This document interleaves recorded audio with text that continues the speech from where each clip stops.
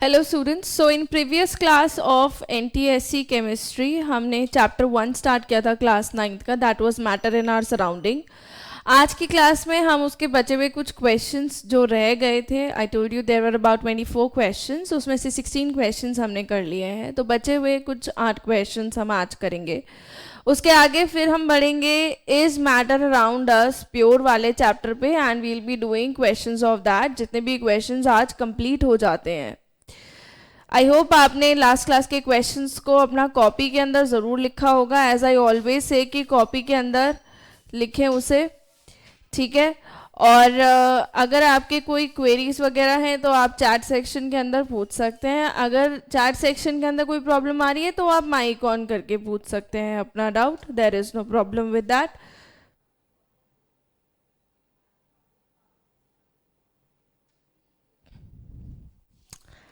And I will request you all, whosoever can, turn on their cameras. And many a times it happens कि parents बोलते हैं कि camera on हो सकता है, but it is you who is not turning on the camera.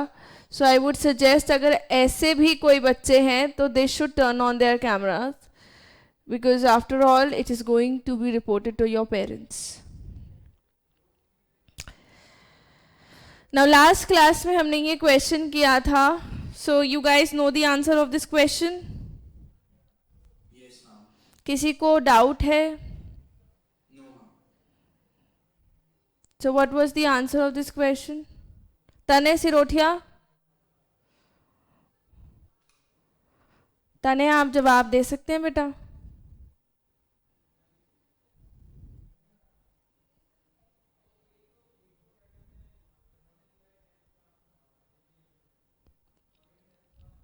Tane, if there is any problem in your camera or mic or you writing in the chat box, please let us know.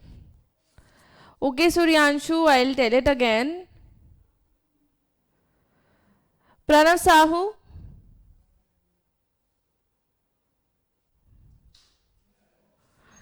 And I think you guys are forgetting that in the last class, I had removed a person just because he did not turn his camera on.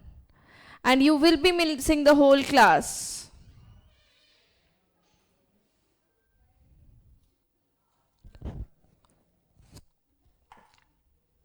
चलिए मैं सूर्यांशु को बता देती हूँ. वैसे कोई मुझे answer बताना चाहेंगे? ओके, 64 आंसर लाइक बता दिया है तो अब बता सक 64. क्या बताना था सिद्धांत? मैम स्टेप बता रहे थे कि मैम कैसे सॉल्व. Oh very good. चलो बताओ. Yes ma'am. मैम तो मैम इसमें मैम हमने पढ़ा था मैम पिछले क्लास में ma'am Graham's law of diffusion. ठीक है. उसमें मैम एक फॉर्मूला था कि मैम rx मैम मैम इसमें मैम बेसिकली कि rx by ma'am r1 by r2 is equal to root m2 by m1. हाँ इस पे मैम हमने फिर वैसे ही लगा दिया. ठीक है. So this R1 is basically, अगर हम मान के चलें कि ये X गैस है तो आपको कंडीशन गिवन है कि Rx is 0.25 times of rate of diffusion of helium. Rate of diffusion, this is Rx the rate of diffusion of the unknown gas. ये ग्राम्स लॉ का फॉर्मूला होता है. इसमें आपको ये चीज़ अप्लाई करनी है कि रेट ऑफ डिफ्यूजन, जैसे बोला गया unknown gas diffuses 0.25 times as fast as helium, so the rate of diffusion of this gas is 0.25 times of rate of diffusion of helium. So आप इसकी वैल्यू को पुट कर दीजिए. 0.25 Rhe divided by rate of diffusion of helium is mass of helium divided by mass of the unknown gas. So it is 0.25 is equals to under root of 4 is the molar mass of helium divided by molar mass of X. आपको find out करना है.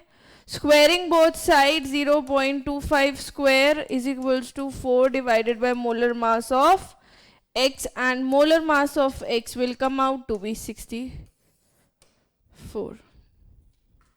So the answer is A. Now next question, now see कुछ ही numericals वगैरह हैं chapter 1 और chapter 2 में. Chapter 1 में जो न्यूमेरिकल्स रिलेटेड रहेंगे वो आपके इधर गैस लॉस से रिलेटेड रहेंगे या फिर डिफ्यूजन से रिलेटेड रहेंगे या स्पेसिफिक हीट से. इसके अलावा चैप्टर 2 में जो कुछ न्यूमेरिकल्स हैं they will be about the concentration, solubility and that's it. Chapter 1 और 2 में करीब इसी टाइप के न्यूमेरिकल्स रहने वाले हैं अगर आएंगे तो. बाकी ये बहुत ही ज़्यादा सब्जेक्टिव टॉपिक्स हैं, बहुत ही ज़्यादा थियोरेटिकल टॉपिक्स हैं. So you must study your NCERT about this. Now next question, the pressure exerted by a gas is due to. एक गैस किस प्रकार से प्रेशर एग्जर्ट करती है? Just tell me it in the chat section please. Mic on करके मत बोलिएगा, अपने जो भी ऑप्शंस आपको लिखने हैं right it in the chat section. And I am seeing कि कौन कैमरा ऑन कर रहा है कौन नहीं कर रहा है. Nikhil Bhardwaj, Kartik Sinha, Srishti Khandelwal, Naman Bisht, Daksh Chauhan. I will start removing you guys from this class. फिर आप देखते रहिएगा वीडियो, आपने देखा नहीं देखा that I would not know, और इतनी रेगुलरिटी अगर आप में है कि नहीं है.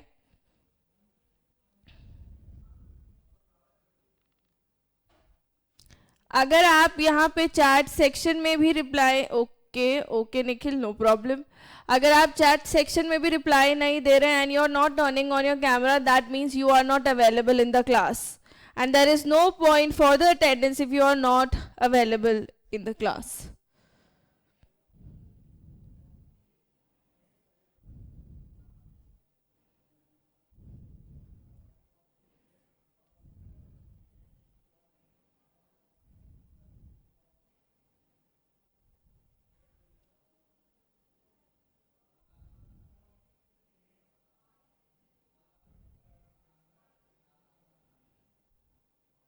ठीक है अकेला, आप चैट सेक्शन में लिख दीजिएगा आपकी बैटरी जा रही है तो.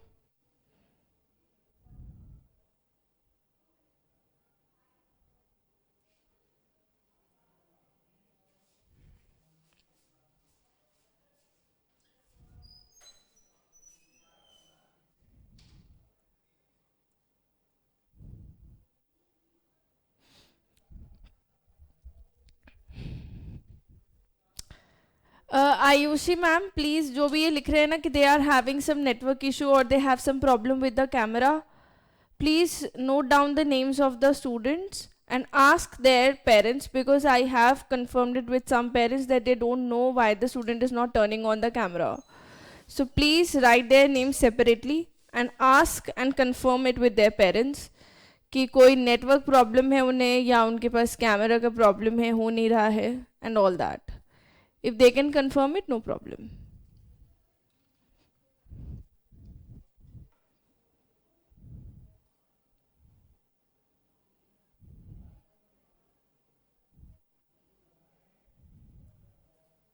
ठीक है, आंसर लिखा है मधुर गुप्ता, कबीर उपनेजा, उर्वी गुप्ता, शौर्य गुप्ता, मुस्कान अग्रवाल, नमन बिष्ट, अखिल रत्नम, सृष्टि सिंह, निखिल, वर्षा कृष्णा, दिशा, एलिश, शौर्य, शुभम, अव्यक, समृद्धि, श्याम जी, शौर्य भटकार्य. ओके, श्याम जी और शौर्य भटकार्य का आंसर है ए. बाकी अपार्ट फ्रॉम देम सब बच्चों ने बी लिखा है. हाँ शौर्य बोलो.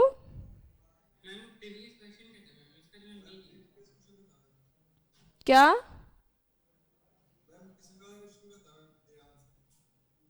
अच्छा पहले का दिया था, एक सेकेंड लेट मी सी ना. ओके ओके ओके, अच्छा शायद से फिर जैसे मैं ऊपर देख रही हूँ तो वो वहाँ पहुँच के, ठीक है 6/11/11 का मैसेज है ना, 6/13 पे एक्चुअली बी लिखना स्टार्ट कर दिया था बच्चों ने. ठीक है, Samriddhi gave the first answer. Okay B. तो श्याम जी और शौर्य भटकारिया आपने इसका यहाँ पे नहीं लिखा सेकेंड इस वाले क्वेश्चन का आंसर. अच्छा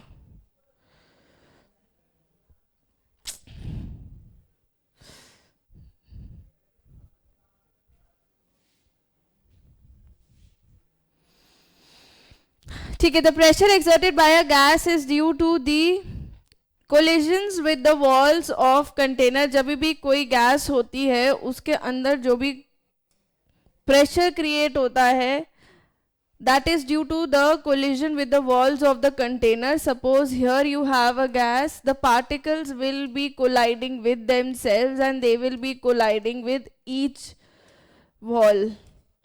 मतलब ये walls के साथ तो collide करेंगे या आपस में भी collide करेंगे. So there will be many interactions. ये आपस में collide करेंगे and they will collide with the wall.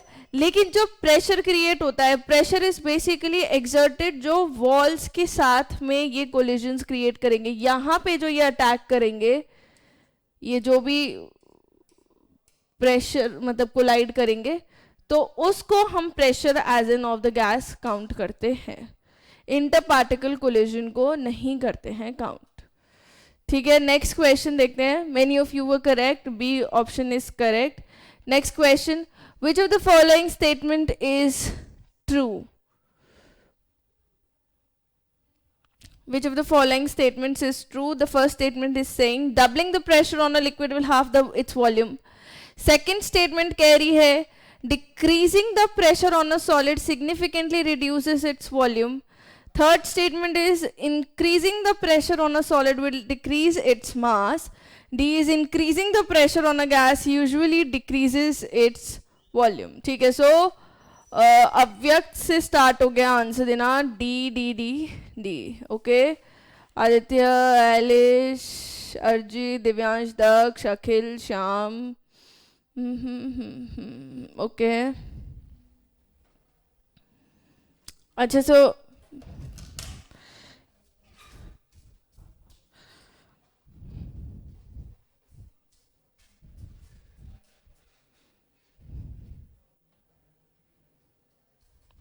अच्छा,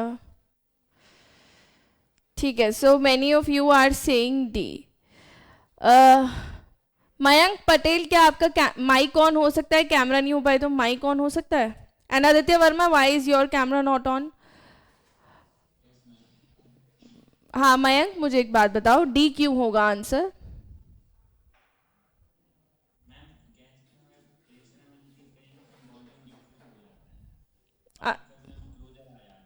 अच्छा, which law is this?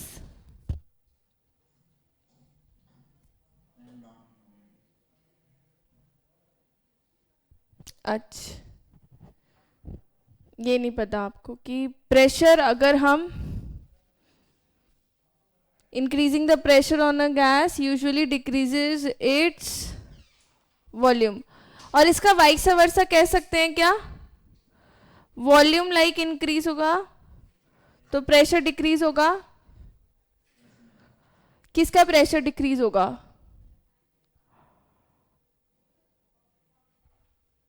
Pressure किसका डिक्रीज होगा?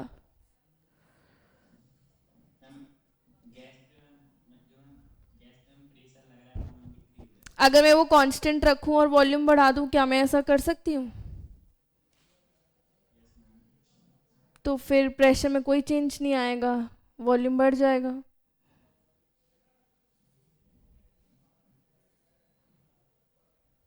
ठीक है, समृद्धि.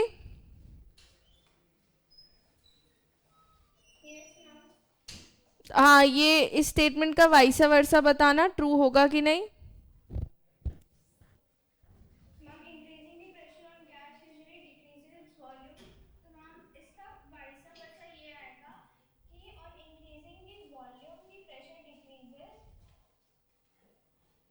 अच्छा,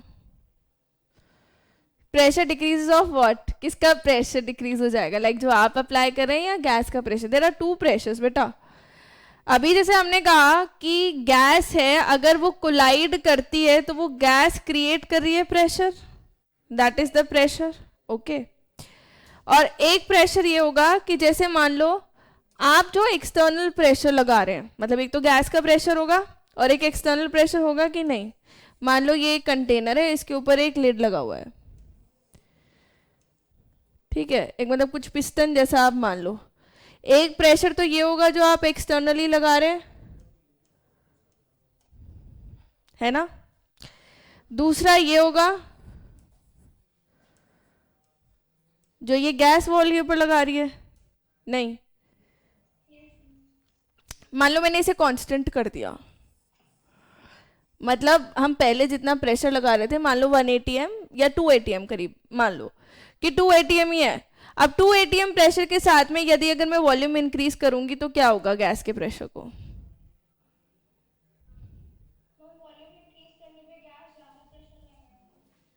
अच्छा, अव्यक्त शर्मा आपको कुछ कहना है इसके बारे में? आपने कहा वॉल्यूम इंक्रीज करने पे गैस का जो प्रेशर है वो इंक्रीज हो जाएगा। हाँ बताएं। क्यों वॉल्यूम इंक्रीज करने पे पार्टिकल कोलिजन्स क्यों इंक्रीज हो जाएंगे? वॉल्यूम इंक्रीज करने पे, वॉल्यूम इंक्रीज करने पे, अव्यक्त वॉल्यूम इंक्रीज करने पे स्पेस कम हो जाती है। क्या बात कर रहे हो बेटा तुम, वॉल्यूम इंक्रीज करने पे?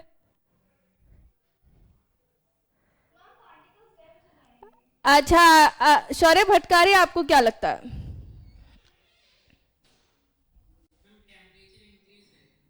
टेम्परेचर तो मैं बात ही नहीं कर रही। I am not talking about temperature, suppose constant temperature हो गया। मैं बेसिकली ये कह रही हूँ कि मैंने इसका जो है ये फिक्स कर दिया, like fix, this is fixed, we are increasing the volume, तो गैस के प्रेशर पे क्या होगा? हाँ सृष्टि खंडेलवाल बताएं।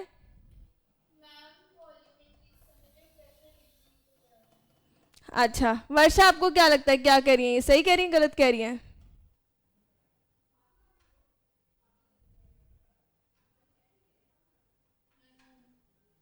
कुछ भी नहीं लगता है? नहीं, नो कमेंट्स वाली सिचुएशन भी होती है एक, there is always none of these या ऑल ऑफ द अबव वाला option in the four, many a times it's there, all of the above या नन ऑफ दीज। तो आप नन ऑफ दीज या नॉट श्योर बोल सकते हैं, like आपका अपना जजमेंट है वो। अच्छा Daksh Chauhan, what do you think, volume increase करने पे प्रेशर क्या होगा गैस का? अच्छा प्रेशर इंक्रीज होगा। अच्छा मुझे एक बात बताओ, जैसे अगर मान लो फॉर द पीपल हु से कि वॉल्यूम इंक्रीज करने पे जगह समहाउ पता नहीं कैसे कम हो गई है, पर हो गई है सपोज,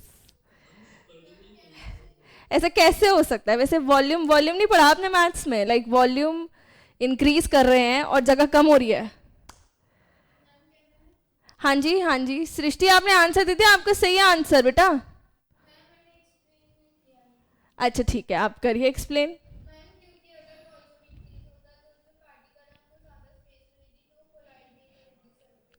हाँ सिंपल सी बात है ना, मान लो ये जैसे एक 1x1 का रूम है, मतलब 1x1 का, कि तुम ये मान लो कि ये जो हमारा कमरा है जो तुम लोगों ने देखा हुआ है कि ये एक रूम है और इसमें 10 पीपल आर डूइंग लाइक ट्वर्ल्स कर रहे हैं, वो घूम रहे हैं, तो वो घूमते घूमते हो सकता है एक दूसरे से टकरा जाए, फिर वो दीवारों से टकराएंगे एंड ऑल दैट।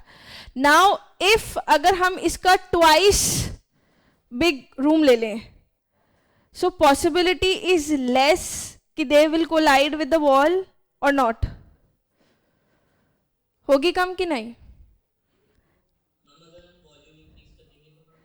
गैस का प्रेशर डिक्रीज कर जाएगा। And what law is this,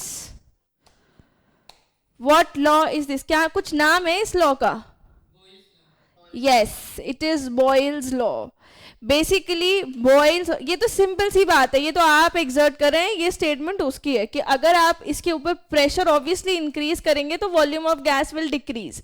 but what if अगर हम गैस के प्रेशर की बात करें, या हम आप कनेक्ट तो वैसे दोनों सेम तरीके से ही होते हैं।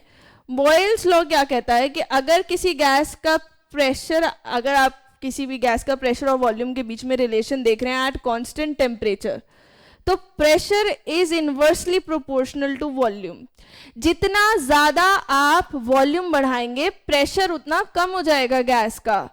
आप यदि वॉल्यूम कम कर रहे हैं तो प्रेशर इंक्रीज करेगा because more collisions will be there. ठीक है, हाँ पूछो समृद्धि।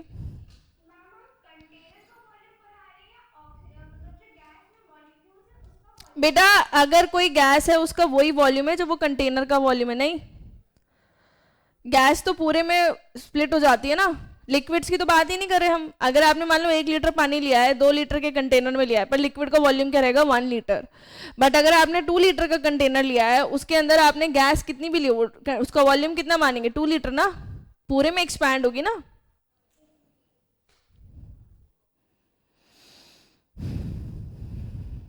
हाँ मैम मैंने गैस लो का फॉर्मूला पढ़ा था ma'am, PV is equal to NRT. Yes, that is ideal gas equation. हाँ यस मैम, तो उसमें भी मैम अगर हम मैम क्योंकि मैम पीवी मैम एक ही मैम हम दोनों एलएचएस में हैं, तो मैम उसको आरएचएस में ले लेंगे, तो हम दोनों इनवर्सली प्रोपोर्शनल। तो वो इस ठीक है मैम लाइक आर और टी सबको कांस्टेंट बेटा, ठीक है, तुम्हारी बात बिल्कुल ठीक है। बेसिकली ये साइकिल ही ऐसा है, Boyle's law, Charles law, Gay Lussac's law, Avogadro's law, then you have this ideal gas equation. It comes from this only. ये जो आइडल गैस इक्वेशन बना है, ये इन्हीं सब के कॉम्बिनेशन की वजह से बना हुआ है। चलो अब क्योंकि हम यहाँ पे आ चुके हैं, तो मैं आप लोगों से ये भी पूछ लेती हूँ, क्योंकि हम लास्ट ईयर ये बात पढ़ चुके हैं। बॉयल्स लॉ में कांस्टेंट टेम्परेचर में pressure is inversely proportional to volume. Now what does a Charles law say? Charles law क्या कहता है? जिसको पता है वो बता दीजिए।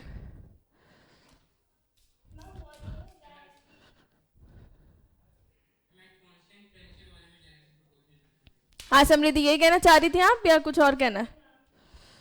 अच्छा, और कोई बचा है? मयंक पटेल, अरिजीत, सूर्यांशु।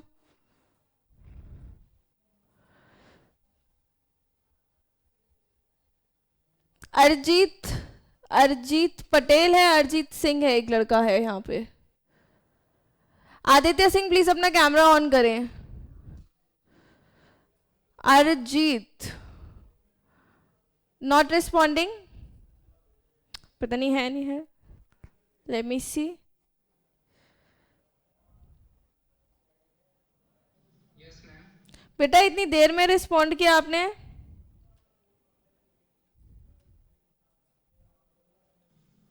मैम वो थोड़ा इंटरनेट का इशू है, इसलिए आपकी आवाज क्लियर नहीं आ रही। ठीक है, ये मुझे बता दीजिए कि चार्ल्स लॉ क्या होता है?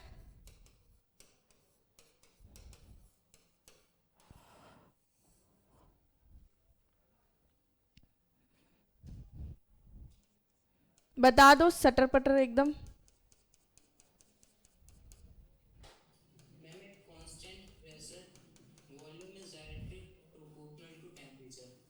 ठीक है, कांस्टेंट प्रेशर पे volume is directly proportional to temperature. यानी कि अगर प्रेशर कांस्टेंट है तो आप टेम्परेचर बढ़ाएंगे तो वॉल्यूम इंक्रीज हो जाएगा, आप टेम्परेचर कम करेंगे तो वॉल्यूम डिक्रीज हो जाएगा। This is all because of the energy of the particles.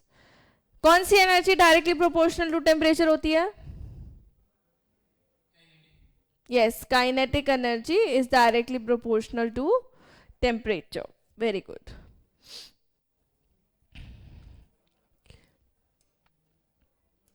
अच्छा मुझे ये बता दो कि अगर मान लो मैं P और V में ग्राफ बना रही हूं, मतलब कि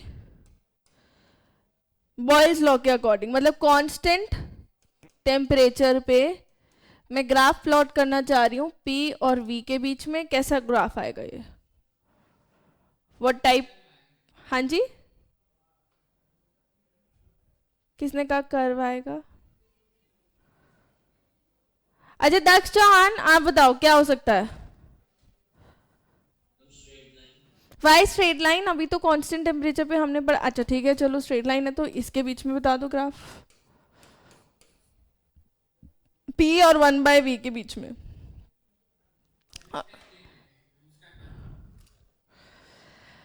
सृष्टि सिंह, क्या आप सुन सकती है मेरी आवाज? अनुष्का गुप्ता। अच्छा सृष्टि आप बताएं कैसा ग्राफ होगा PV के बीच में, P और V के बीच में, और इसके बीच में?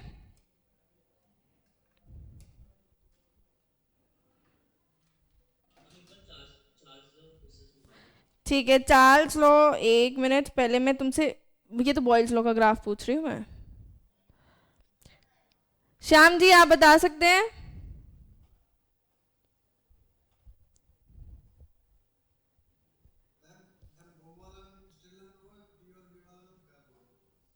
ठीक है, अच्छा।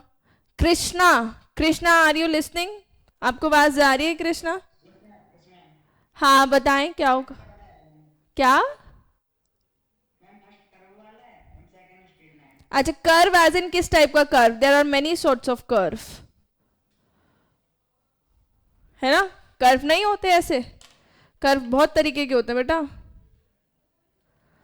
कर्व ऐसा कर्व होता है, कर्व ये भी कर्व होता है, ये भी ऐसे कर्व है। बताओ किस टाइप का कर्व?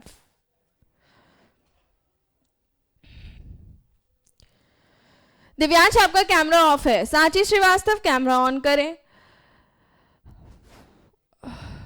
आदर्श, मृणाल,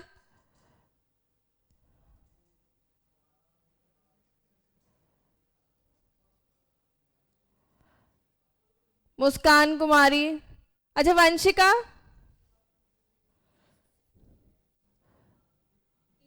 आप बताओ क्या लगता है आपको?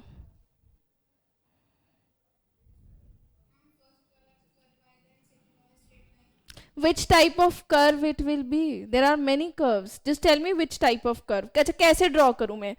आप लोग सब कर्व बोल रहे हैं, कुछ लोग बोल रहे हैं स्ट्रेट लाइन। पहले तो मैं ये क्लियर कर देती हूँ कि स्ट्रेट लाइन नहीं होगा ये, क्योंकि हम कह रहे हैं P is inversely proportional to V। तो यानी कि ये वाला स्ट्रेट लाइन आएगा, ये स्ट्रेट लाइन आएगा ही नहीं। यहां directly proportional, P is directly proportional to 1 by V। It is not directly proportional to V, so this is a straight line। तो ये हमारा क्लियर हो गया। This is obviously going to be a curve, ये बात true है। But what type of curve? Curve ऐसा, curve ऐसा, या ऐसा, या ऐसा? कैसा कर्व, कैसा कर्व बनाऊं मैं, बताएं। मुस्कान, अच्छा चलो मैं क्या, अच्छा ये मैं ए बी नाम दे देती हूँ, ए बी सी और डी। हाँ कौन सा वाला, ए वाला? ओके, कौन कह रहा है ए वाला, कौन कौन कह रहा है ए वाला कर्व बना दूं? नहीं नहीं, चैट सेक्शन में लिख दो। हाँ बोल रहे हैं ना बच्चे। इसके अलावा भी किसी का कोई कर्व आ रहा हो तो वो भी मुझे सजेस्ट कर सकते हैं। I am not very sure. अच्छा भूमि, शौर्य, मयंक, कबीर, काफी बच्चों को लगता है ये। सृष्टि, सृष्टि, निखिल, मुस्कान अग्रवाल कैमरा ऑन करें।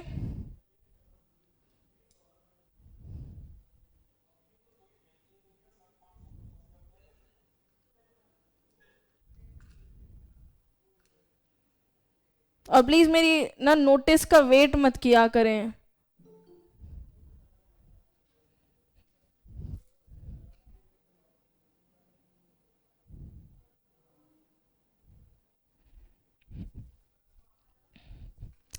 ठीक है, ईशानवी आपको क्या लगता है?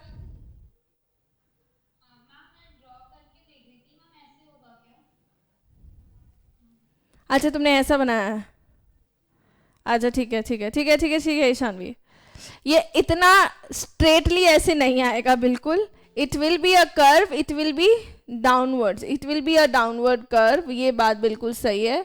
ऐसा it will be like this, A is correct. P जहां पे घट रहा है वहां पे V इंक्रीज हो रहा है, इसका मतलब ये है सिंपल, ऐसे लीनियरली डिक्रीज नहीं करेगा।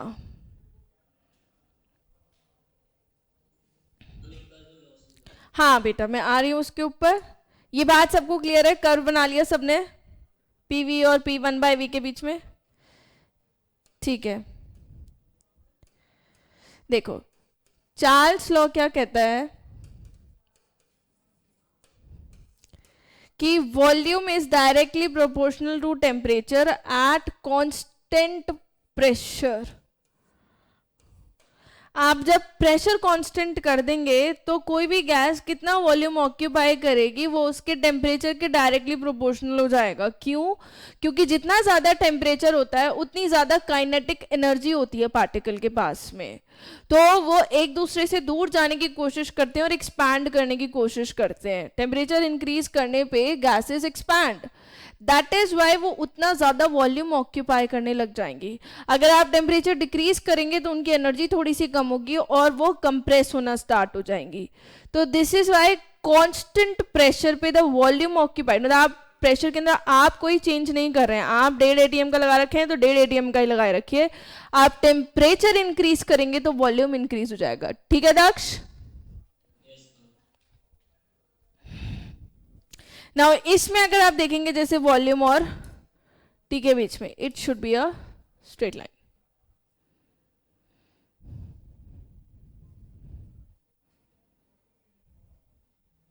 ठीक है, ये क्वेश्चन का आंसर था आपका D. Moving on to the next question. A sample of hydrogen at 1.5 atm had its pressure decreased to 0.5, producing a new volume of 750 ml. What is the original volume? Now this is one of the application of the Boyle's law. अभी पढ़ा है हमने. Try to do this question and answer in the chat section. Use the Boyle's law because pressure और volume के बीच में change आया है.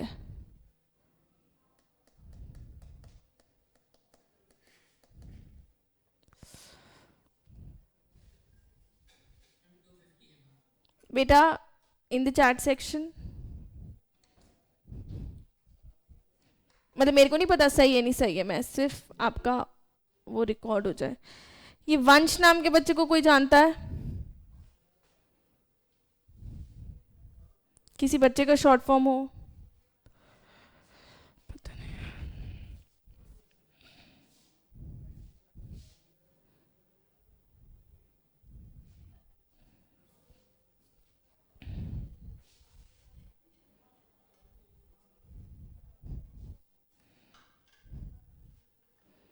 सारे बच्चे करेंगे क्वेश्चन, ऐसा नहीं है कि सिर्फ 4-5 बच्चे आंसर दे देंगे, सब सॉल्व करेंगे question. Everybody has to give the answer, सही गलत जैसा भी। और आपने आंसर लिखा है तो भेड़ चाल में मत लिखना, क्योंकि मेनी अ टाइम्स भेड़ चाल वाले आंसर्स भी गलत हो जाते हैं। जो आपको लगता है आप प्लीज वो लिखिए।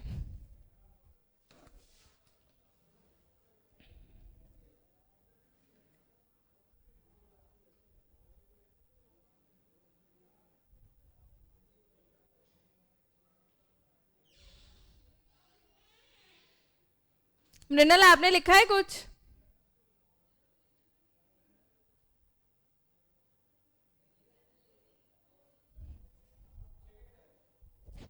मृणाल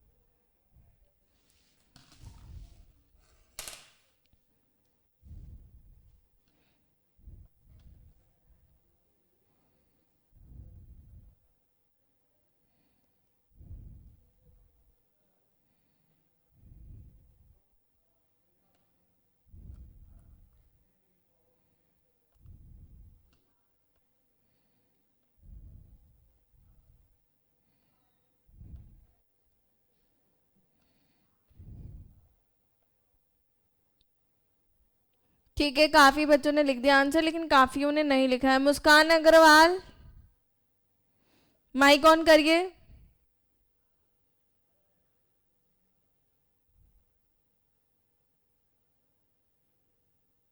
मुस्कान। अच्छा, दिव्यांश सिंह। नहीं मुस्कान, आप ऑडिबल नहीं है। दिव्यांश सिंह कैसे होगा?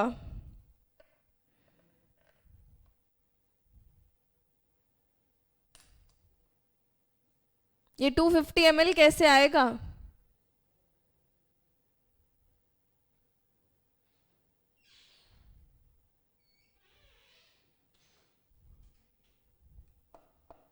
बताइए 250 ml कैसे आएगा प्लीज जल्दी।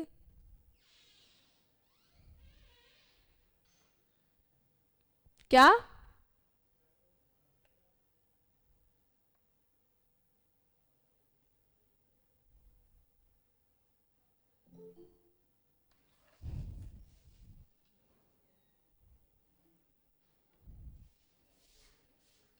मृणाल के, सॉरी दिव्यांश, कैसे आएगा 250 ml?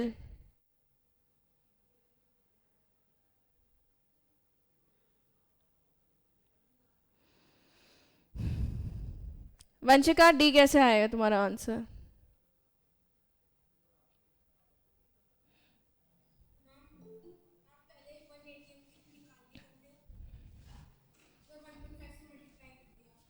पहले क्या?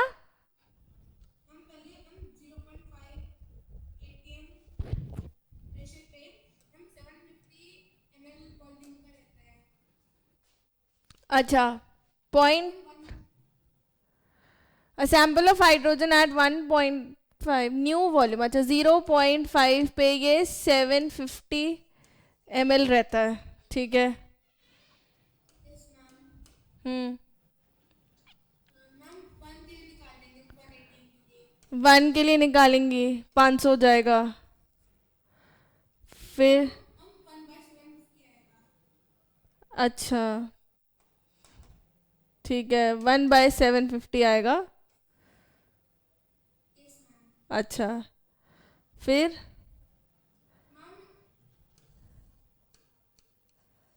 1.5 के लिए निकालेंगी, ठीक है। फिर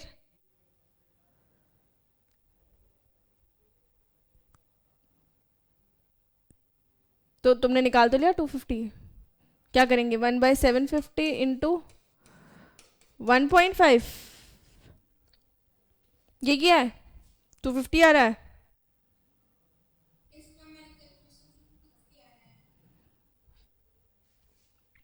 सिद्धांत कैसे करा आपने? Yes ma'am. मैम मैंने मैम वो मैम जो बॉयज लॉ वाला था मैम, फॉर्मूला वो लगा दिया ma'am, P1 V1 is equal to P2 V2 ma'am, उसमें लगा दिया। लेकिन मैम मैम मेरा मैम एक्चुअली जो आंसर है मैम वो डी नहीं आया है और पर मैंने लिख दिया डी है। नहीं मैम, मैंने एक्चुअली मैम मैंने मैम इस पे लिखा है ना ma'am, headed pressure decrease to ma'am, तो मैम मैंने 1.5 में से 0.5 हटा दिया, लेकिन मैम वो एक्चुअली 0.5 वाली वैल्यू है। तो मैम उसके हिसाब से निकाला तो मैम 250 वैल्यू 250 ml आया।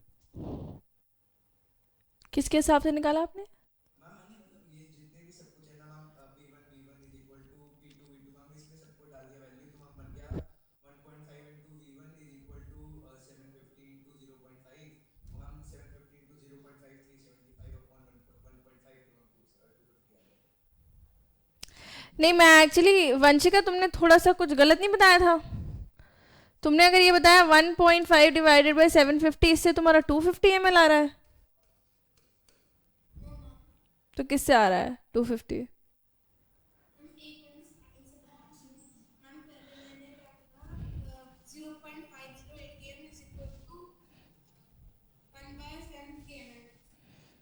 अच्छा ठीक है ठीक है ठीक है, एक सेकेंड। दक्ष तुम्हारा कैसे आया है?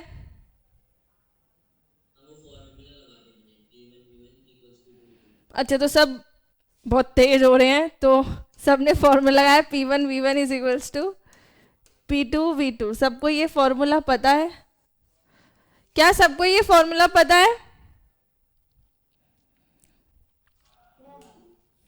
अच्छा, नहीं पता है तो पता कर लीजिए, P1V1 is equal to P2V2, ये बॉयल्स लॉ से आएगा। देखो P is inversely proportional to 1/V। आपको एक कांस्टेंट ले लीजिए K इज इक्वल टू को सॉल्व करने के लिए K/V। ये प्रोपोर्शनैलिटी को किसी कांस्टेंट में कन्वर्ट करने के लिए, मतलब किसी इज इक्वल्स टू में कन्वर्ट करने के लिए हम एक कांस्टेंट लेते हैं। ये मैंने लास्ट क्लास में ग्राम्स लॉ ऑफ डिफ्यूजन में बताया था। तो अगर मैं P1 पे ले रही हूँ तो K/V1 आएगा, अगर मैं P2 पे ले रही हूँ तो K/V2 आएगा। मैं इन दोनों को इक्वेट करके लिख सकती हूँ P1V1 is equal to P2V2। ठीक है। अगर वंशिका के जैसा सॉल्व करना है तो भी आप कर सकते हैं, बट वो 0.5 के लिए उन्होंने 750 लिया था, तो 1 के लिए she should have taken like 750 by 0.5, फिर 1.5 के लिए ऐसा किया होगा वंशिका आपने। तो आपने मुझे बताया थोड़ा गड़बड़ था।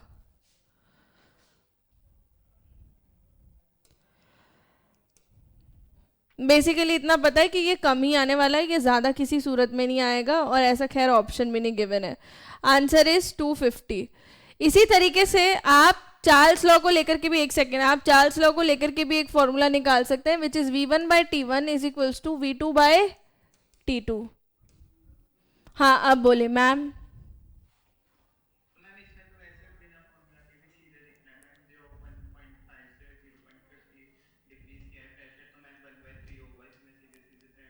यस आप ये तो बेसिकली वही तो है, P is inversely proportional to 1/V है।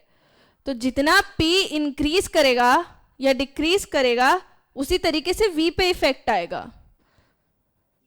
1.5 का 1/3 रह गया। सो है ना, स्टार्टिंग में कितना था? हाँ हाँ, तो वॉल्यूम इंक्रीज हो गया उतना, 3 फोल्ड्स इंक्रीज हो गया है, 250, 500, 750 ऐसे। हाँ जी, मैम जो आइडियल गैस लॉ था मैम, वो PV is equal to nRT ma'am, उसमें मैम R जो है मैम वो एक कांस्टेंट है, तो मैम उसकी कोई फिक्स वैल्यू है? हाँ दैट इज गैस कांस्टेंट, और हम जो उसके लिए जनरली वैल्यू लेते हैं, सबसे ज़्यादा जो मैं यूज़ करती हूँ, वैसे तो आर की बहुत सारी वैल्यूज़ हो सकती है डिपेंडिंग अपॉन आप प्रेशर का क्या यूनिट ले रहे हैं, वॉल्यूम का क्या यूनिट ले रहे हैं, और टेम्परेचर तो केल्विन में ही रहेगा, टेम्परेचर के अंदर कोई चेंज नहीं आएगा। आर की जो वैल्यू, जो what I consider the most, और आप इसमें कन्वर्ट कर सकते हैं, दैट इज 0.0821 लीटर ATM पर मोल पर केल्विन। सो N और T की वैल्यू कांस्टेंट रहने वाली है, ये वाली वैल्यू चेंज हो जाती है जब लीटर और ATM की जगह पे आप प्रेशर और वॉल्यूम की बहुत सारी डिफरेंट डिफरेंट वैल्यूज यूज करने लग जाते हैं। There is also one more majorly use value that is 8.314, but वो और बाकी चैप्टर्स से रिलेटेड है। आप गैस लॉस के लिए इसको यूज कर लीजिए। मैम इसमें मैम जो टेम्परेचर होगा वो हमें केल्विन में टेम्परेचर तो बेटा किसी भी फॉर्मूले में आपको हमेशा केल्विन में लेना है, never take it in the degree Celsius और डिग्री फ़ारेनहाइट। केल्विन की SI unit is temperature, and sorry मैंने उल्टा बोल दिया, टेम्परेचर की SI unit is equals to kelvin, और वही लेनी है आपको जब भी आप टेम्परेचर को लेकर के कोई न्यूमेरिकल सॉल्व करते हैं। तो except specific heat you can do it, you need to do it. चलो, ये वाला क्वेश्चन कह रहा था amount of energy required to raise the temperature 1 degree Celsius for every kilogram is called, that is called specific heat. ये बहुत ही theoretical question है, कुछ बच्चों को पता होगा, कुछ बच्चों को नहीं पता होगा। जिन बच्चों को पता है उन्होंने मेंशन कर दिया है कि स्पेसिफिक हीट होता है किसी भी सब्सटेंस का, यदि अगर आपको 1 डिग्री टेम्परेचर बढ़ाना है, 1 डिग्री इंक्रीज करना है, और उसके 1 किलोग्राम का करना है या 1 ग्राम का करना है, तो उसकी वैल्यू जो होती है वो फिक्स्ड होती है। मान लो 1 किलोग्राम मेरे पास पानी है, मैं उसका 1 डिग्री टेम्परेचर इंक्रीज करना चाहती हूँ, तो जितनी उसमें हीट में जितनी हीट रिक्वायर्ड रहेगी वो फिक्स्ड है। तो for every substance it is different, and for every substance it is fixed, because it is not going to change. एक डिग्री जितना भी इंक्रीज करने के लिए जितना एनर्जी चाहिए वो फिक्स रहने वाला है। So that is called your specific heat. Specific heat is that amount of energy which is required to raise the temperature of a substance by 1 degree Celsius with the mass of the substance is 1 kg, या 1 ग्राम भी हो सकता है, that is up to the case, उसके according इसकी value अलग हो जाएगी. लाइक 1 ग्राम के लिए जितनी चाहिए होगी उसके इंटू 1000 1 kg के लिए चाहिए रहेगी. ठीक है, this is specific heat. It is the amount of energy required to raise the temperature of 1 kilogram of substance by 1 degree Celsius. Unit क्या होगी फिर इसकी?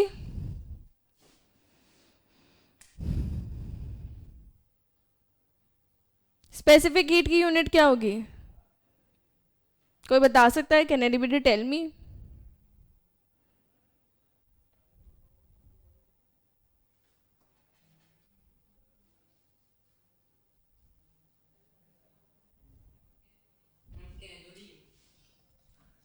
Calorie is the unit of energy ना? हाँ, यस. कैलोरी पर ग्राम पर degree Celsius या फिर जूल पर ग्राम पर डिग्री सेल्सियस, जिस भी अकॉर्डिंग आपका क्वेश्चन हो या जिस भी अकॉर्डिंग आपको गिवन हो उसी अकॉर्डिंग वैल्यूज आ जाएंगी. Now 1 calorie is equal to how many joules? 1 calorie is equals to कितना joule? Yes, 4.18. Very good, Shaurya and Arjit. 1 calorie is equals to 4.184 joules. अगर आपको वैल्यू निकालनी है जूल में या कैलोरी में, उसी अकॉर्डिंगली आप कन्वर्ट कर सकते हैं. अगर क्वेश्चन में आपको कैलोरी पर ग्राम पर डिग्री सेल्सियस, इट इज कितना, मैंने कहा इसका सिंबल जनरली होता है सी और इसकी यूनिट होती है आपके पास कैलोरी पर ग्राम पर डिग्री सेल्सियस. दैट मीन्स 1 ग्राम के लिए और 1 डिग्री सेल्सियस के लिए पर ग्राम का पर डिग्री बढ़ाने के लिए इतना एनर्जी चाहिए, या फिर जूल पर ग्राम पर degree Celsius. It can be kelvin also, but 1 kelvin का बढ़ाइएगा या 1 डिग्री सेल्सियस बढ़ाइएगा वो एक ही बात है. मल्टीप्लाई करने में दैट इज डिफरेंट, बट अगर आप डिग्री बढ़ा रहे हैं तो 1 केल्विन 1 डिग्री सेल्सियस उतना ही इक्वल पड़ेगा आपको. नाउ आप ये कैलोरी जूल, अब इसी अकॉर्डिंग आप ग्राम्स में भी लिख सकते हैं. इट कुड बी जूल पर केजी पर डिग्री सेल्सियस. अगर आप 1 किलोग्राम का 1 डिग्री सेल्सियस बढ़ा रहे हैं तो उसमें कितना एनर्जी रिक्वायर्ड है, वो जूल पर किलोग्राम पर डिग्री सेल्सियस हो जाएगा. So these are the units of that.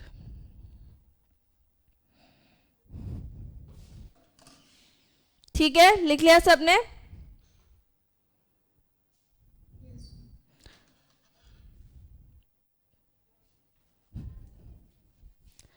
Next question, what is the equation to measure the change in thermal energy? Now किसी भी सब्सटेंस में कितना थर्मल एनर्जी चेंज हुआ है, कितना एनर्जी लगा है, उसके लिए क्या, Samriddhi has done like fastest finger first. इधर देखा एकदम क्वेश्चन में टाइप कर देती हूँ.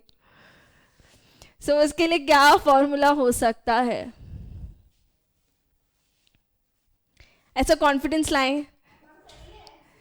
वो तो मैं बताऊंगी जब और बच्चे बता देंगे, देखूंगी कुछ लाइक एकदम नहीं अच्छी तरीके से दिया. ऐसा कॉन्फिडेंस लाएं सब प्लीज. अव्यक्त सोना नहीं है क्लास के अंदर, तो ख्यालों में भी नहीं खोना है क्लास के अंदर. हाँ शौर्या? नहीं, thermal and specific energy, specific heat is another thing. Thermal energy is basically कितना चेंज आया,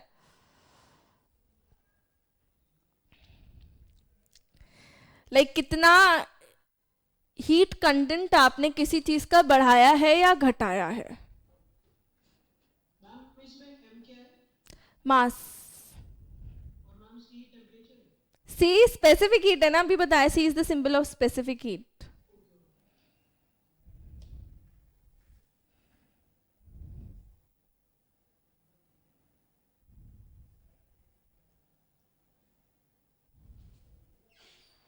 ठीक है, कोई बात नहीं, नॉट श्योर तो मैं समझाऊंगी. जिनको नहीं आता है उन्हें डरने की जरूरत नहीं. I will explain all of these.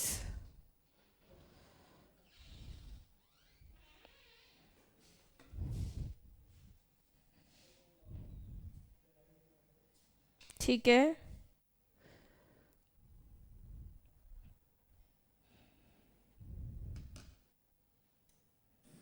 Ma'am आप एक बार ऑप्शंस रीड आउट कर देंगी, वो ब्लर आ रहा है। अच्छा ठीक है। क्यू ए ऑप्शन कह रहा है, option A is Q is equals to mc delta T. This delta T is change in temperature. B says Q is equals to m into C. C says Q is equals to delta m C and T. Delta m means change in mass. D is m is equals to Q C. Q is basically the thermal energy. Ma'am option A और option C में difference बताइए। Option A और option A और option C. this delta means change in, delta का मतलब होता है change. This is change in temperature, this is change in mass.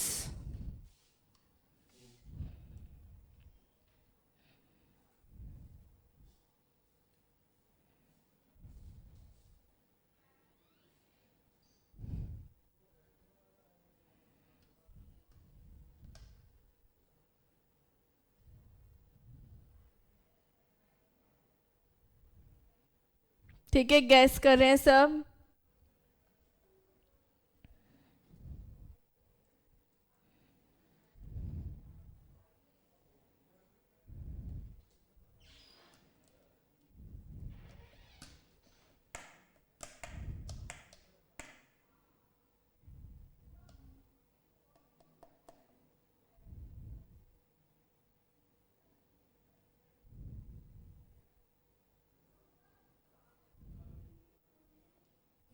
Ma'am ए है, श्योर है। श्योर है बिल्कुल, बहुत देर से श्योर हो पाए अरजीत? क्या हुआ, ऑनलाइन चेक कर लिया? अच्छा ओके,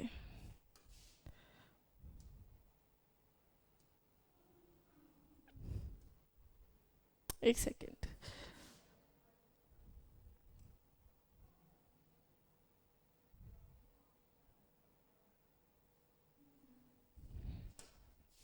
देखो, थर्मल एनर्जी बेसिकली मैंने कहा किसी भी सब्सटेंस का हीट कंटेंट आप कितना इंक्रीज कर रहे हैं और कितना डिक्रीज कर रहे हैं, ठीक है।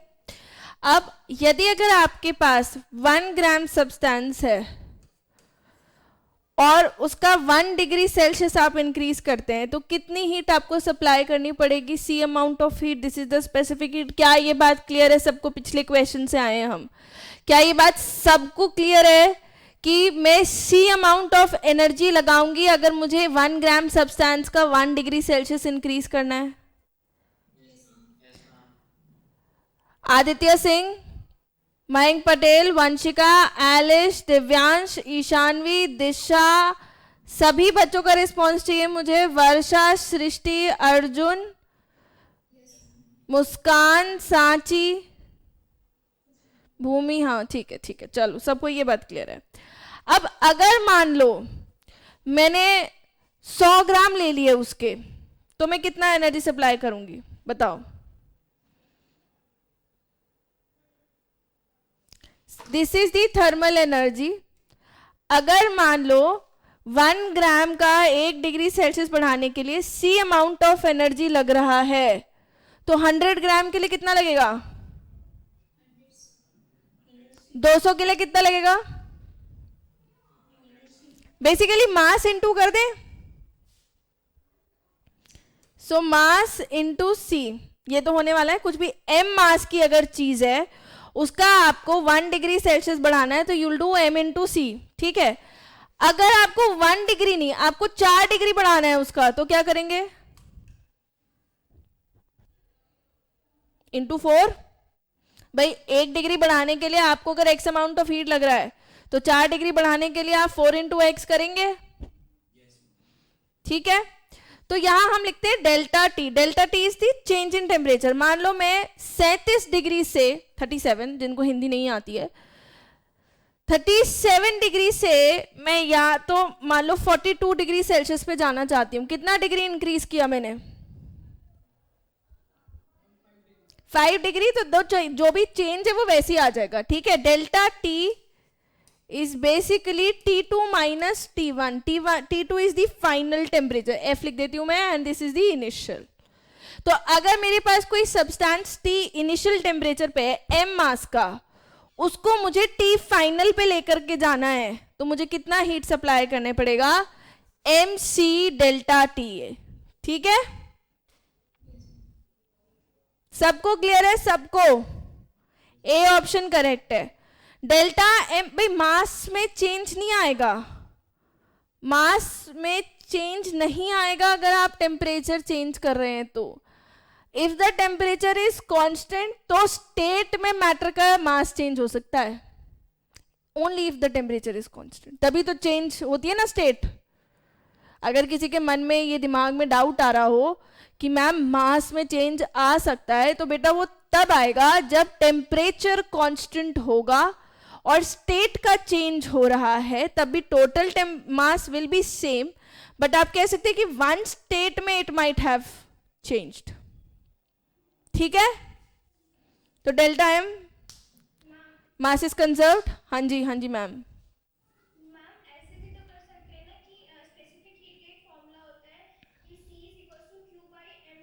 अरे बेटा वहीं तक तो डिराइव करना था, वरना तो तुम निकाल ही देती अगर तुम्हें ये फॉर्मूला पता है तो. C is equal to Q by M delta T. हाँ, मेरा तो लॉजिक था कि मैं पूरा समझा दूं कि ऐसा क्यों आया है, बट हाँ आप कर सकते हैं. It is basically energy. C is your कितना एनर्जी है डिवाइडेड बाय कितने मास का और कितना चेंज इन टेम्परेचर है, कितना डिग्री आपने बढ़ाया, वही बात है. लेकिन इसकी वैल्यू यही तो हुई फिर, कैलोरी फॉर एनर्जी या फिर जूल डिवाइडेड बाय ग्राम पर डिग्री सेल्सियस. ठीक है, अब इसी के साथ में सब बताएंगे वाटर का स्पेसिफिक हीट कितना होता है. जूल पर ग्राम पर डिग्री सेल्सियस में वाटर का स्पेसिफिक हीट कितना होता है, मतलब मैं कितना एनर्जी सप्लाई करूं वाटर को, 1 ग्राम को, वाटर के 1 ग्राम को मैं कितना एनर्जी सप्लाई कर सकती हूं कि उसका 1 डिग्री टेम्परेचर बढ़ जाए.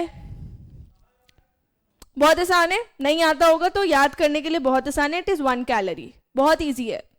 Specific heat for water is 1 calorie पर जूल, सॉरी पर जूल लिख दिया मैंने गलती से, पर ग्राम डिग्री सेल्सियस. जैसे जूल में लिखेंगे तो 4.18 जूल पर ग्राम डिग्री सेल्सियस. और अगर आपको आइस का देखना है, यानी कि -12 से आपको -11 पे लाना है, -11 से आपको -10 पे लाना है, मतलब 1 डिग्री अगर आपको लाना है, तो आइस का हो जाएगा इसका आधा, 0.5 कैलोरी पर ग्राम डिग्री सेल्सियस, या फिर 2.09 जूल पर gram degree Celsius. It is just half of this. ये मतलब ये वैल्यूज आप याद कर लीजिए. वैसे तो कभी बाई चांस अगर क्वेश्चन कभी भी आपको कहीं पे भी स्पेसिफिक हीट के बारे में आता है तो most probably they will provide you with the values, but if they don't then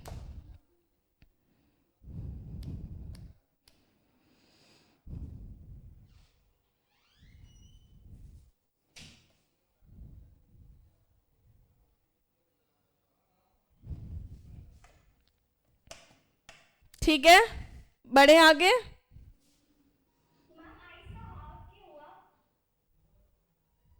ये वैल्यू निकाली हुई है, ये क्यों याद करने के लिए तुम्हारे लिए आसान है, वैसे ये कैलकुलेटेड है, एक्सपेरिमेंटल, हर सब्सटेंस की अलग होगी.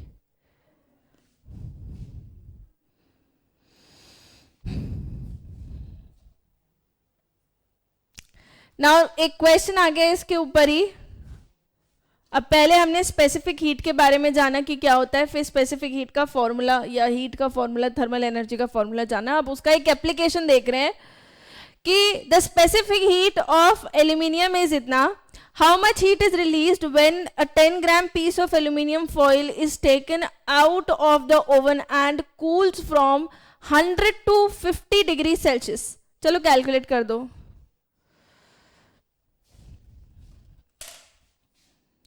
कितना हीट रिलीज होगा?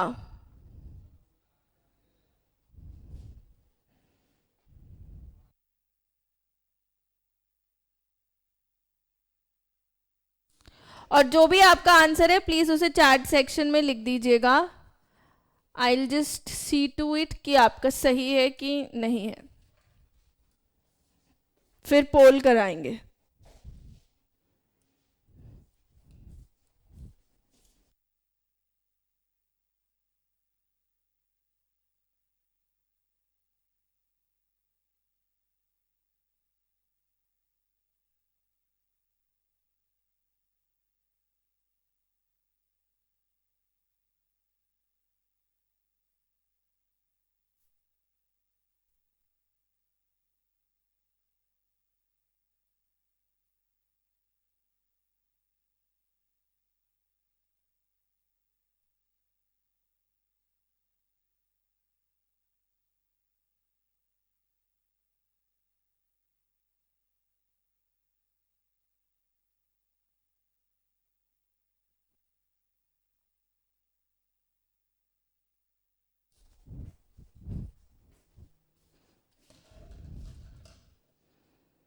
अच्छा, इतने में तो काफ़ी बच्चों ने लिख दिया. ये हाँ जी सर बताएं. हमें जूल की जगह कैलोरी होना चाहिए. हमें पे यूनिट जूल या नंबर पे. 105 ही. अच्छा ठीक है, आपका 105 ही आ रहा है आंसर. Yes ma'am. अच्छा, तो देन दिस इज इनकरेक्ट. ठीक है, समझ गई मैं. तो then this will be calorie ना. मुझे लगा शायद कन्वर्ट करके जूल में आ रहा होगा ऐसा, बट अगर कैलोरी में भी ऐसा आ रहा है तो इसे कैलोरी कर लीजिए.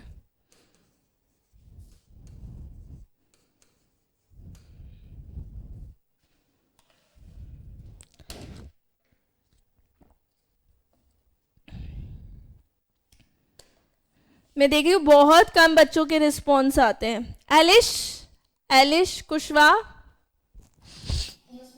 चलिए बताइए कैसे होगा. पाखी अग्रवाल कैमरा ऑन करें.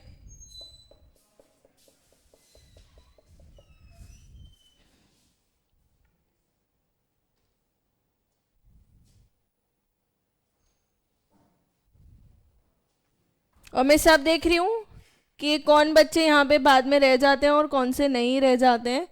अटेंडेंस उसी के अकॉर्डिंग भेजेंगे हम जो यहाँ रह जाते हैं. हाँ हाँ एलिश बताइए, आपने लिख दिया ना आंसर. Yes ma'am. हाँ बताएं कैसे होगा. मैम इसमें टेम्परेचर में चेंज 50 डिग्री हुआ और 10 ग्राम एल्यूमिनियम फॉइल था और मैम 0.21 इसकी स्पेसिफिसिटी थी, तो मैम तीनों को मैम मल्टीप्लाई कर दिया तो 105 ग्राम आंसर है. Ma'am sorry calorie.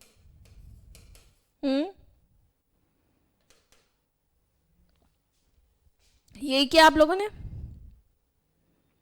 0.21 into. Yes ma'am. ठीक है ठीक है, this is correct. Moving on to the next question. 105 answer आएगा. सिंपल फॉर्मूला लगना है. Next question, which of the following examples will diffuse the fastest. चलो लिख दो चैट सेक्शन में. ये वाले क्वेश्चंस तो अब आप ऐसे ही खेल जाने चाहिए.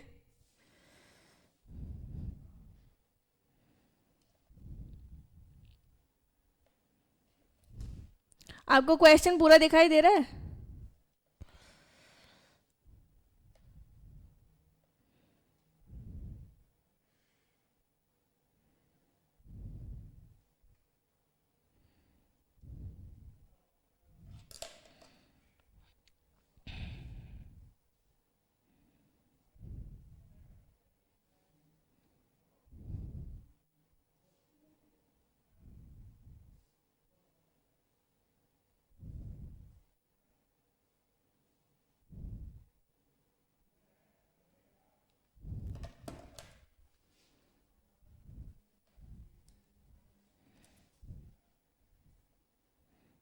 अच्छा, इतने क्लैशेस हो रहे हैं. सी डी, इस वाले क्वेश्चन में आप लोगों ने एक सुर नहीं पकड़ा है. ऐसा क्यों. ये जो आप लोगों का जॉइंट वेंचर चल रहा था, दिस एंडेड हियर. ऐसे कैसे. C D C D. ठीक है, I will choose people who will explain me why D and why C. क्या सेम है क्या ऑप्शन? सॉल्ट वाटर नहीं, वाटर वाटर, सॉल्ट सॉल्ट, ठीक है।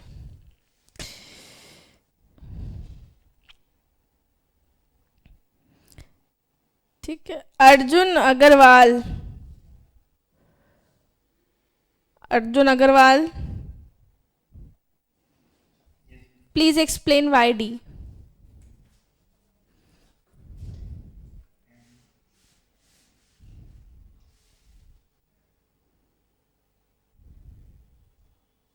अरे वाई डी?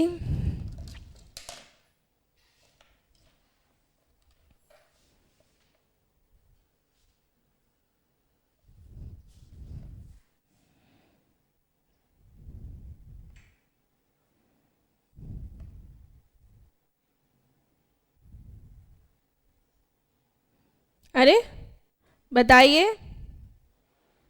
ठीक है, Ishanvi, why D? Why do you think D is the answer? Ma'am मैं श्योर तो नहीं हूँ, लेकिन आई थिंक कि टैप मतलब हम जो है सॉल्यूट जो है हमारे सॉल्ट और टैप वाटर में जो मिनरल्स होते हैं, उसके साथ साथ हम वाटर का अमाउंट जो प्रेजेंट है वो भी बढ़ा रहे हैं, तो मतलब वो आसानी से डिफ्यूज होता है। ठीक है, और Aditya Varma, why you think C is the answer? Ma'am क्योंकि सॉल्ट मैम एक छोटी सी चीज है। चीज़ है, तो मैम वो जल्दी से डिफ्यूज होगा, बल्कि सॉल्ट वाटर में हम वाटर भी है, तो उस हिसाब से उसमें कम वॉल्यूम होगा डिफ्यूज होने का। ठीक है, समृद्धि तुम्हें क्यों लगता है सी है आंसर? मैम सी इसलिए लग रहा है क्योंकि सॉल्ट वाटर जो हम बनाएंगे तो उसमें सॉल्ट का कंसंट्रेशन जो है वो ऑलरेडी वाटर में एक ऐसे स्टेट पे रहेगा कि और हम डिजॉल्व नहीं कर सके, बट जब हम सॉल्ट को टैप वाटर में मिक्स कर रहे हैं तो वो टेम्परेचर अगर हम कांस्टेंट भी रखते हैं तो वो उसमें मिक्स हो जाएगा, बट सॉल्ट वाटर को मिक्स होने में मे भी टाइम लगेगा। अच्छा, सॉल्ट वाटर को मिक्स होने में टाइम लगेगा और सॉल्ट जल्दी से मिक्स हो जाएगा। Yes ma'am. तो किसी को भी ए और बी में से कुछ भी नहीं लगता है, ए और बी वाले नहीं है बच्चे। ठीक है, सूर्यांशु राज पटेल, आपका माइक ऑन हो सकता है?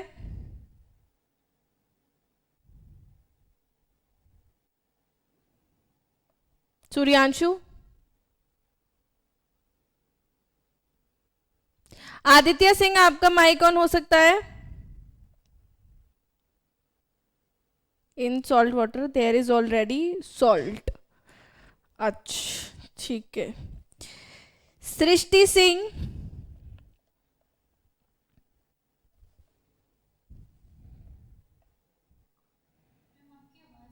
हेलो हेलो, अभी आ रही है? Hello, no?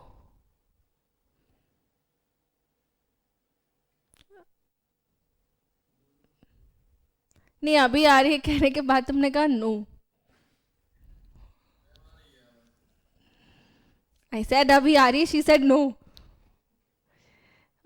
पता नहीं वो हल्का हल्का सुन के कहा उन्होंने नो। वर्षा।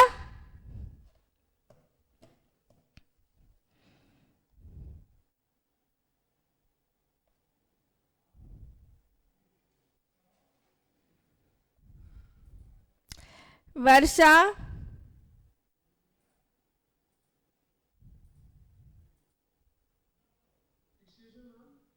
अरे मेरी आवाज इतनी ज्यादा लैग कर रही है क्या?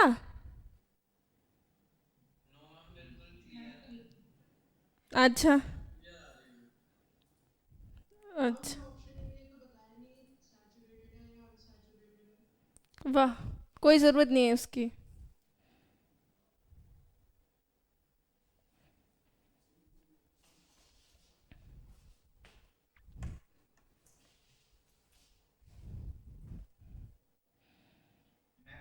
हम्म, मैम सॉल्ट को टैप वाटर में डिफ्यूज करने के लिए मैम स्टर करना पड़ेगा ना, नहीं तो नॉर्मली जो टाइम साथ ही रहेगा सॉल्ट वाटर।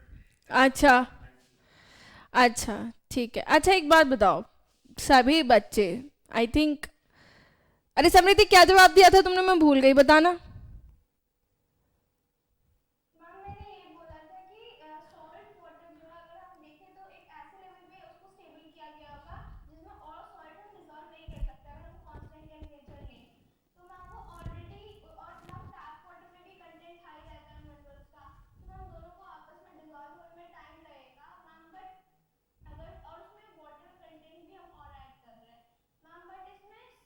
ऐसा नहीं पानी बह करके मिक्स हो जाएगा ज़्यादा जल्दी। हाँ ये तो दिया ही नहीं है कि सैचुरेटेड है। अव्यक्त ने क्या आंसर किया? डी किया है क्या तुमने? अव्यक्त दिया तो तुमने भी सी, बट अब लग रहा है कि डी आंसर।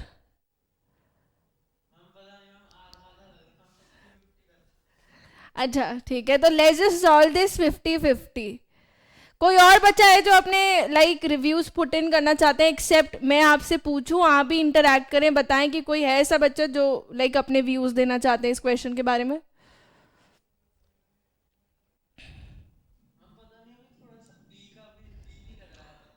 हाँ मुझे मैम बी लग रहा है मैम, मुझे लग रहा है कि मैम सेम मीडियम है तो हो सकता है फास्टर स्टेज।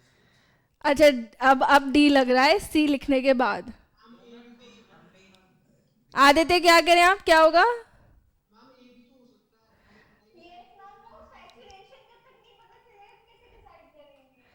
वाह कितने मतलब लाइक ठीक है, चलो तो मैं इसमें ये करती हूँ कि ए भी लग रहा है और सी भी लग रहा है और डी भी लग रहा है, तो बी को ही हटा देते हैं और तीनों आंसर है। This is more than one हो जाएगा फिर है।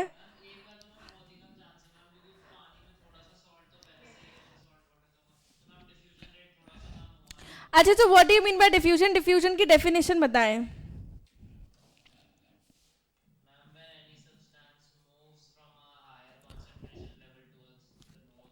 So more the concentration, more the diffusion to the lower concentration. Answer अब बताएं।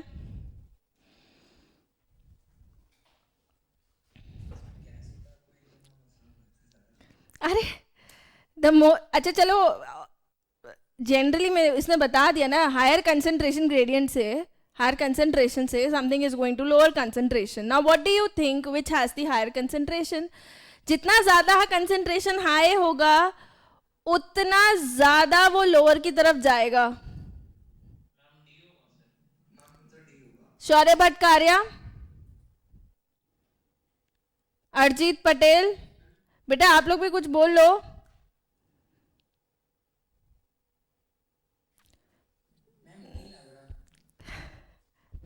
अच्छा और मिस्टर भट्टाचार्य आपको?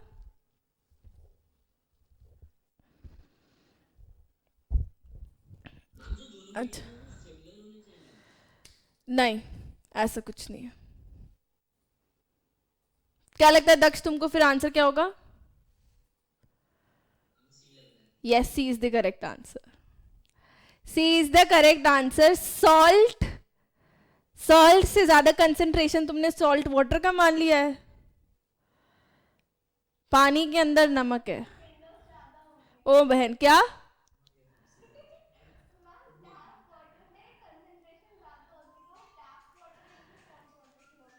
मतलब सॉल्ट, अच्छा सॉल्ट वाटर के अंदर कंसेंट्रेशन ज्यादा नहीं होगी?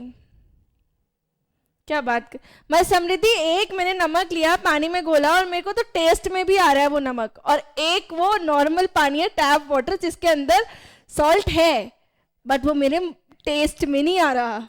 किसका कंसेंट्रेशन ज्यादा है दीदी? अच्छा नमक आपने पानी के अंदर डाला है और एक नल वाला पानी है।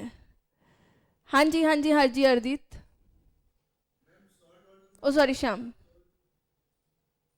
हाँ बोलो बोलो बोलो।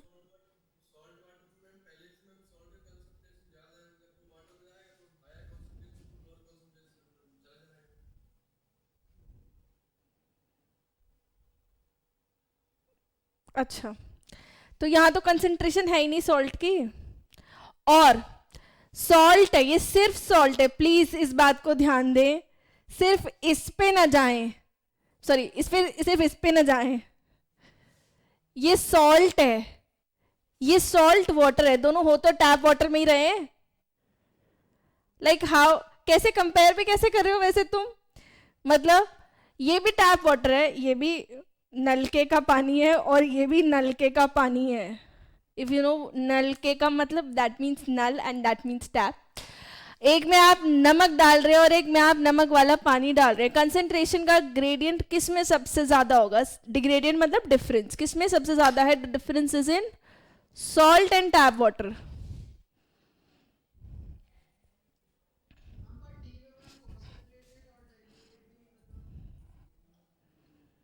बेटा कॉन्सेंट्रेटेड और डाइल्यूटेड तो मुझे लगता है किसी में भी नहीं पता, क्वेश्चन गायब हो गया। हाँ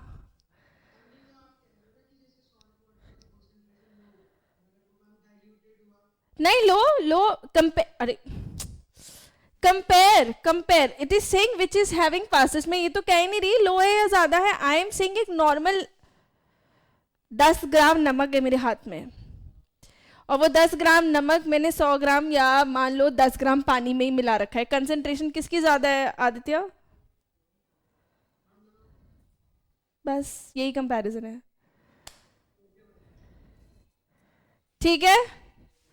the answer is salt in, हाँ आंसर सी है, पर मैंने आपको डी की तरफ भटकते हुए देखा है, तो प्लीज आप मुझे बेवकूफ ना बनाएं।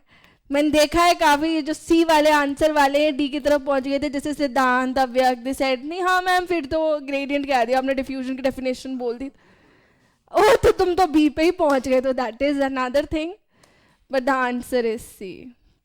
शौर्य भट्टाचार्य, आपने सी बोला था ना, बट आपने एक्सप्लेन नहीं किया। आपने सी बोला है बट आपने एक्सप्लेन नहीं किया, और तब आपने माइक ऑन नहीं किया, ये गलत बात है। प्लीज अपना आंसर जो भी दे, कुछ तो आपने सोचा ही होगा। देखो कुछ नहीं सोचा है, तुक्का मारा है, तो वो हम कर सकते हैं एनटीएससी में, क्योंकि नेगेटिव नहीं है, बट कोशिश करें ना सारा, बिल्कुल सारे तुक्के ना मारे। जिसने तुक्का मारा वो मुझे बता भी दिया करे कि मैम ये जिस तरफ हवा का रुख चला था उस तरफ हम हो लिए, और हमें इसका मतलब नहीं पता है। बट अगर आपने किसी लॉजिक से किया है तो आप जैसा भी लॉजिक हो, गलत सही, एटलीस्ट ट्राई टू एक्सप्लेन, जिससे बच्चों के थोड़े और शायद हो सकता है किसी के थोड़े डाउट्स क्लियर हो जाएं, शायद वो किसी और एंगल से चीज़ों को सोचने लग जाए। जैसे यहाँ सबको सिर्फ ये लगता है कि ये पानी है पानी, तो कंसंट्रेशन डिफरेंस इज हियर मोर, ठीक है। अच्छा आज की क्लास में हो तो वैसे यही पाया, मैं लाई तो थी कि हम वो भी कर लेंगे, matter in are is matter around us pure, but let's just discuss this, क्योंकि आज हमने कॉन्सेप्ट्स थोड़े ज़्यादा कवर कर लिए हैं। Now this is easy. During summer, water kept, चलो आंसर भी आने लग गया है, water kept in earthen pot becomes cool due to the phenomena of चलो जाते जाते एक प्रश्न ऐसा भी जिसमें हमें कोई दिक्कत ना हो, सब एक सुर में बोलेंगे। नमन बिष्ट आप क्लास के अंदर हैं भी कि नहीं है? पाखी अग्रवाल बेटा हैं आप आंसर कर रही हैं कुछ भी? मुझे क्योंकि दिख नहीं रहा है आपका एक भी जवाब, ना ही आपका कोई इंटरैक्शन क्लास के अंदर। ये जो आपने 1.5 घंटे का नेट वेस्ट किया है, और फिर उसके बाद भी मैं आपको एब्सेंट मार्क करवा दूं तो, कि कुछ भी नहीं मिला हमें इस क्लास से, ना इसमें पढ़े, ना कुछ इंटरैक्ट किया, ना अटेंडेंस लगी। हाँ बाकी समझा है आपने क्लास में कुछ?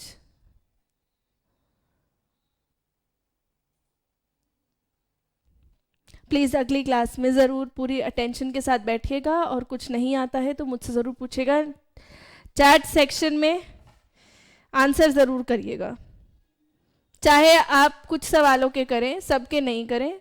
और अब आपकी आवाज़ नहीं आ रही है,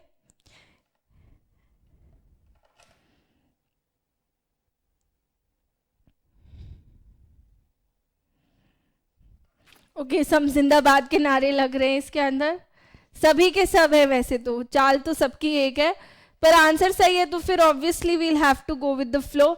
the answer is evaporation, evaporation causes cooling, so the earthen pot kept is becomes cool due to the phenomenon of evaporation. Thank you very much. अगली क्लास में हम स्टार्ट करेंगे is matter around us pure. This is for the next class. Thank you. I'll see you in the next class.